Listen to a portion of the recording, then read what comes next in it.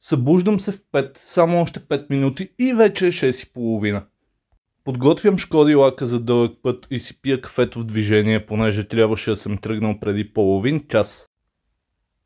На границата се натъкваме на годишната миграция на германската нация на изток. Автопарка е колкото брутният вътрешен продукт на средно голяма африканска държава.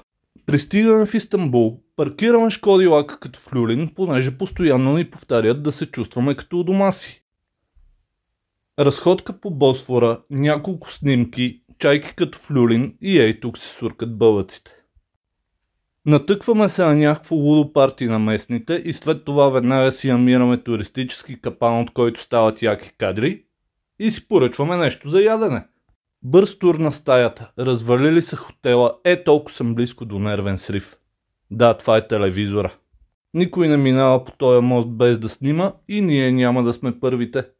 По принцип ставам в 10, обаче като има закуска в хотела съм така в 7:30. Товарим кашоните, още един мост.